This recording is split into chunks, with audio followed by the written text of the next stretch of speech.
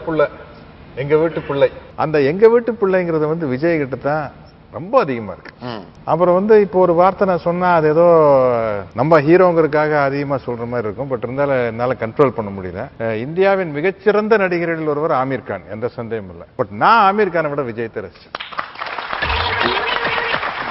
நம்ம மனசுக்கு பட்டது பேசுறதை பத்தி யோசிக்காத ஒரு ஆளு. அந்த கியூட்னஸ் கண்ணத்தை பிடிச்சி கிள்ளி வைக்கலான்னு தோணும்.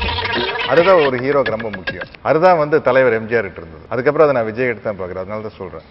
எந்தங்க ஒரு முதல்வர் பேசுற பேச்சு அங்க வாயில நல்லா வருது. எனக்கு கொடுத்தா நல்லா வருது, நல்லா வரும், நல்லா வரும்,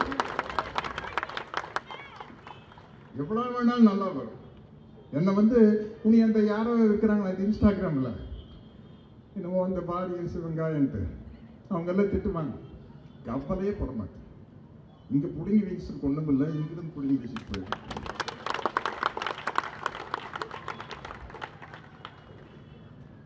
தேவைன்னா சொல்லுங்க.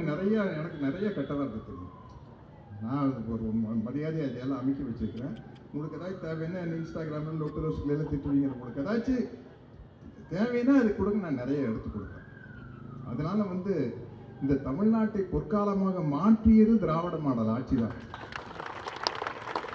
தந்தை பெரியாரின் கொள்கைகளை கனவில் ஏந்தி அதை நடைமுறைப்படுத்தி அண்ணா அதை சட்டமாக்கி, என்னங்க மிக முக்கியமான ஒரு சட்டம் சொல்றீங்க. இவ்வளவு பெண்களுக்கு இருக்கு. பெண்களுக்கு சொத்தில் சம உரிமை கொண்டு வந்தார் தலைவர் கலைஞர். அதை விடவா அவர் கொண்டு வந்த அந்த அத்தனை சட்டத்தையும் வழிநடத்தி முன்னாடி கொண்டு வந்தார் நம்மளோட தலைவர் ஸ்டாலின் அவர்கள். அதை விடவா டிவிகேல இருந்து உங்களுக்கு ஒரு கால் வருது, ஒரு ரோலுக்கு வேணும்னு. என்ன ரோல் எதிர்பார்ப்பீங்க? நீங்க போவீங்களா? அது பெரியாருடைய கொள்கை பரப்பு செயலாளராக கேட்டு வாங்கிக்குவேன்.